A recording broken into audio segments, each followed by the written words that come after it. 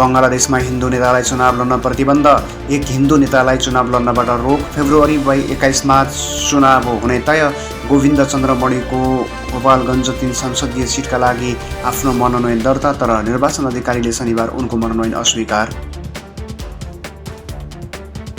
समानुपातिकमा जुम्लालाई काङ्ग्रेस र एमाले पत्याएनन्। समानुपातिक प्रतिनिधित्व, समावेशिता, क्षेत्रीय सन्तुलन र अवसरको समानताका लागि व्यवस्था गरिएको प्रणाली, तर आगामी फागुन 21 गते हुने प्रतिनिधि सभा निर्वाचनका लागि नेपाली काङ्ग्रेस र नेकपा एमाले सार्वजनिक गरेको बन्द सूचीले यही प्रणालीलाई प्रश्नको कठघरामा उभ्याइएको।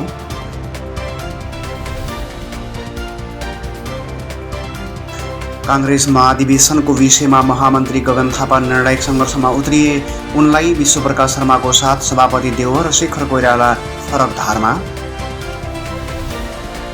काठमाडौँ क्षेत्र नम्बर 5बाट प्रतिनिधि सभा निर्वाचनका लागि प्रत्यक्षतर्फ नेकपा एमालेका पूर्व वरिष्ठ उपाध्यक्ष ईश्वर पोखरेलको नाम। आइतबार बसेको एमाले निर्वाचन क्षेत्रीय समन्वय कमिटीको बैठकले आगामी फागुन 21 गते हुने निर्वाचनका लागि पोखरेललाई उम्मेद्वारको रूपमा सर्वसहमत सिफारिस।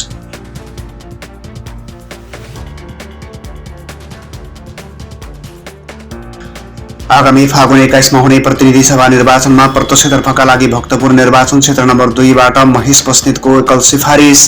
निर्वाचन क्षेत्रीय समन्वय कमिटीको बैठकले बस्नेतलाई सर्वसम्मत रूपमा उम्मेद्वार बनाउन जिल्ला कमिटीलाई सिफारिस। मकवानपुरको भीमफेदी गाउँपालिका 6 जुरी खेतस्थित भीमफेदी कुलेखानी काठमाडौँ सडक खण्डमा सुमो गाडी दुर्घटना हुँदा 6 जनाको मृत्यु, 3 जना गम्भीर घाइते। इलाका प्रहरी कार्यालय भीमफेदीबाट प्रहरी निरीक्षक सन्तकुमार श्रेष्ठको कमानमा ट्राफिक सहित 10 जनाको टोली घटनास्थलमा। सुमोमा सवार 9 जनाको उद्धार गरी उपचारका लागि हेटौँडा अस्पताल पठाइयो। घाइतेमध्ये 7 जनाको अवस्था गम्भीर र 2 जनाको अवस्था मध्यम।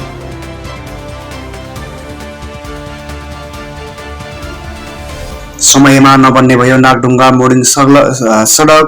नेपालकै लाइफलाइन मानिएको 94.6 किलोमिटरको नागढुङ्गा मुगलिन सडक विस्तारको काम तोकिएको समयमा नबन्ने।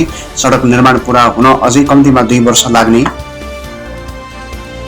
राष्ट्रिय स्वतन्त्र पार्टी रासोपाबाट समानुपातिक उम्मेद्वारको बन्द सूचीमा परेकी महिला उद्यमी विदुषी राणाले आफूमाथि लागेको आरोपको बचाउ। लालच होइन, उद्योग र महिलाको आवाज लिएर संसदमा जान लागेकी हुँ।